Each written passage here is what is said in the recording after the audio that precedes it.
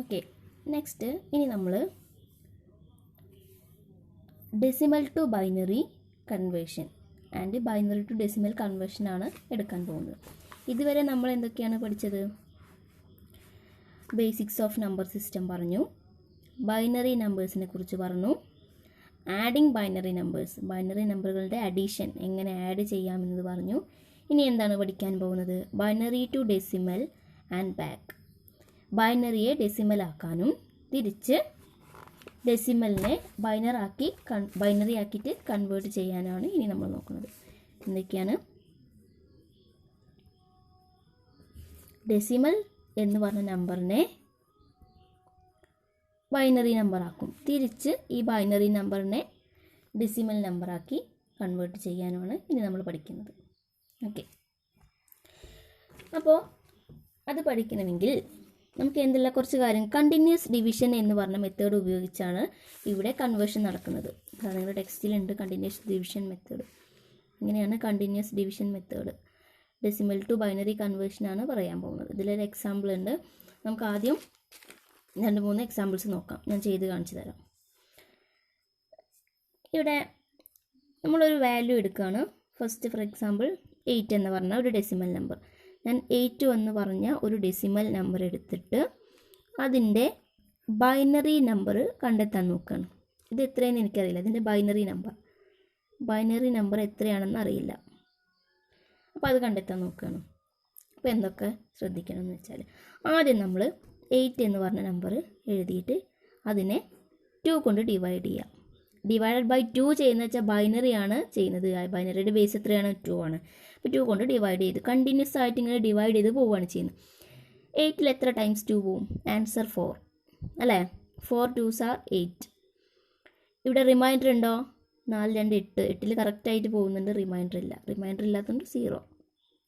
Reminder 0. Again വീണ്ടും ഈ 4 divide by 2. ഈ 4നെ നമ്മൾ 2 കൊണ്ട് പിന്നെ ഡിവൈഡ് ചെയ്യുന്നു. നമുക്ക് എന്ത് കിട്ടും? Answer 2 times are 2. 2 2s are 4 അല്ലേ? 2 2 4. ശിഷ്ടമുണ്ടോ? ഇല്ല. റിമൈൻഡർ ഇല്ല. എഗെയിൻ ഈ 2നെ ഡിവൈഡ് ചെയ്യുന്നു.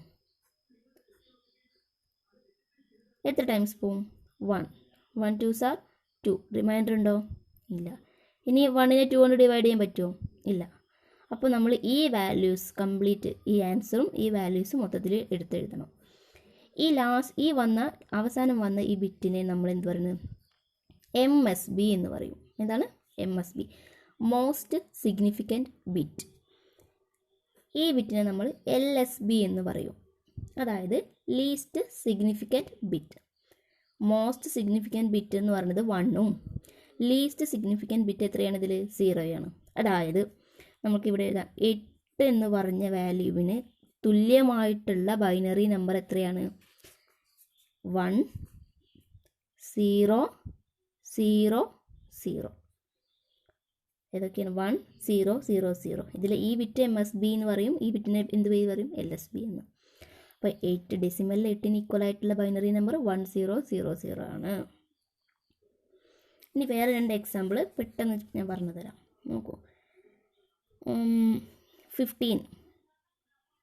ഫസ്റ്റ് 13 ചെയ്യാം. 13 എന്ന വാല്യൂ എടുക്കണം. 13 ഡിവൈഡ് ബൈ 2 അല്ലേ? എത്ര ടൈംസ് പോവും? 6. 6 2 12 വരും. ഇവിടെ എത്രയാണുള്ളത്? 13 ആണുള്ളത്. 6 2 എത്രയാണ്? 12 ആണ്. അപ്പോൾ 6 2 12 ആവുന്ന കേസിൽ 12 കിട്ടിക്കഴിഞ്ഞാൽ 13ലേക്ക് ബാക്കി 1 ഉണ്ട്. സോ ശിഷ്ടം 1, അല്ലെങ്കിൽ നമ്മൾ പറയാം റിമൈൻഡർ 1 ഉണ്ട്. എഗെയിൻ ഈ 6നെ ഡിവൈഡ് ബൈ 2 3 ടൈംസ് അല്ലേ? 3 2 6. ഇവിടെ റിമൈൻഡർ ഉണ്ടോ? ഇല്ല. 3 2 6 കറക്റ്റ് പോകുന്നുണ്ട്. എഗെയിൻ 2 കൊണ്ട് ഡിവൈഡ് ചെയ്യുന്നു. ഒരു പ്രാവശ്യം. 1 2 2 വരിക. ഇവിടെ 3 ഉള്ളത് അല്ലേ? അപ്പോൾ റിമൈൻഡർ വരും 1. 1 2 2. 2 ഈ 1 വെട്ടിയിട്ടാണ് ഇവിടെ കൂട്ടിയിട്ടാണ് ഇവിടെ 3 വരുന്നത്. then ഈ 1നെ ഇനി ഡിവൈഡ് ചെയ്യാൻ പറ്റില്ല. അപ്പോൾ നമ്മൾ 1 1 0 1. അപ്പോൾ എത്രയാണ് ആൻസർ വരുന്നത്? 1 1 0 1. ഇതാണ് 13 എന്ന ഡെസിമൽ വാല്യൂവിൻ്റെ ഇക്വലൻ്റ് ആയിട്ടുള്ള ബൈനറി നമ്പർ. 13 എന്ന വാല്യൂവിൻ്റെ ഇക്വലൻ്റ് ആയിട്ടുള്ള ബൈനറിയാണ് 1101. 15 ആണെങ്കിലോ? 15 ആണെങ്കിൽ എങ്ങനെ വരും? 15 15 ഡിവൈഡ് ബൈ 2 7 പ്രാവശ്യം 7 2 14 അപ്പോൾ 14 പ്ലസ് 1 അല്ലേ 15 അപ്പോൾ റിമൈൻഡർ 1. 7നെ 2 കൊണ്ട് ഡിവൈഡ് ചെയ്യുമ്പോൾ നമുക്ക് 3 കിട്ടും. 3 2 6 6ലേക്ക് 7ലേക്ക് 1 റിമൈൻഡർ 1. ദെൻ 3 കൊണ്ട് ഡിവൈഡ് ചെയ്യുന്നു ഒരു പ്രാവശ്യം. ദെൻ 1. അപ്പോൾ നമുക്ക് 1 1 1 1 1 1 1 1 ഇതാണ് ഇതിൻ്റെ ബൈനറി നമ്പർ. എത്രേൻ്റെ? 15ൻ്റെ. ഈ വാല്യൂസ് ഒന്ന് കറക്റ്റായിട്ട് എഴുതി വെക്കുകയാണ് ഞാൻ വേറൊരു ബുക്കിൽ. ഏതൊക്കെ വാല്യൂസാണ് എഴുതി വയ്ക്കുന്നത്? ഇപ്പോൾ ആൻസറായിട്ട് കിട്ടി 8ൻ്റെ എത്ര കിട്ടിയത്? 8ൻ്റെ 8 എന്ന് പറഞ്ഞ ഡെസിമൽ വാല്യൂന് ഈക്വൽ ആയിട്ടുള്ളത് 1000 എന്ന ബൈനറി നമ്പർ. പിന്നെ ഇതാ പഠിച്ചത് 13 ഈക്വൽ ആയിട്ടുള്ളത് എത്രയാണ്? 1101.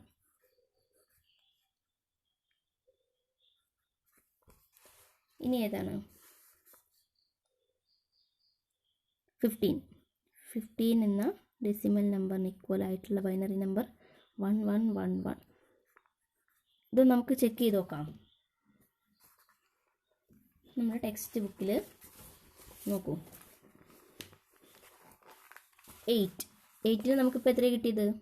1000. 8 എന്ന് പറഞ്ഞ വാല്യൂന് ഈക്വലൻ്റ് ആയിട്ടുള്ള 1000 അല്ലേ?